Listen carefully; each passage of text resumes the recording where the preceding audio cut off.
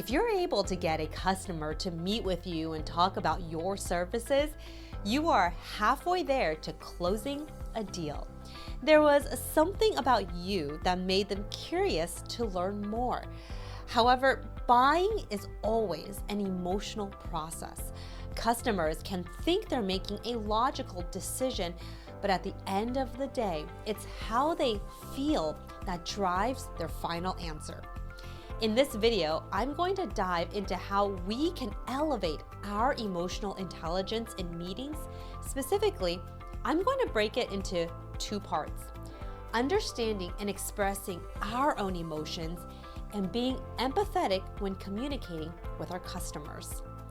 When it comes down to understanding our own emotions, know that self-awareness is the #1 most important skill.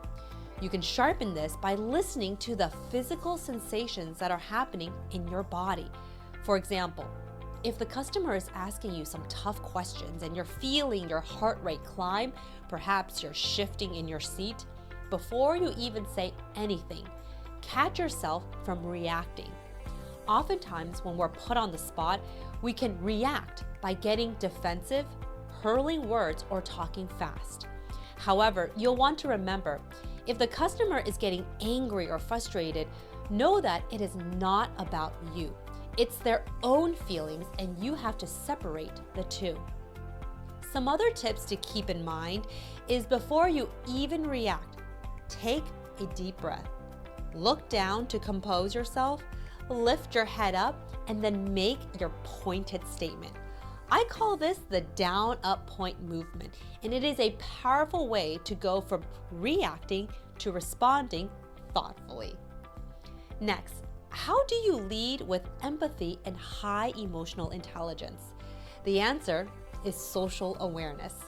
This is where you have to listen carefully to the words your customers are saying and seeking clarity, especially if they're not being direct.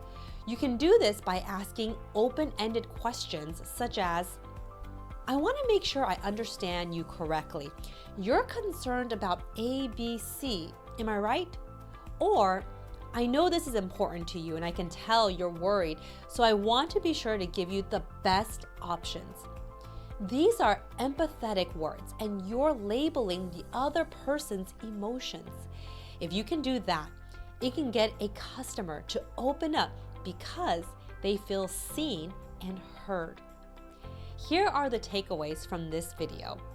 Leading customer meetings with emotional intelligence can transform a regular business meeting into something deeper. You are responding, not just reacting. The two things you want to think about is sharpening your self-awareness, which is being in tune with how you feel during the meeting, which can help you speak clearly and thoughtfully. And the other is social awareness. This is asking open-ended questions using empathetic words so your customers feel comfortable and assured.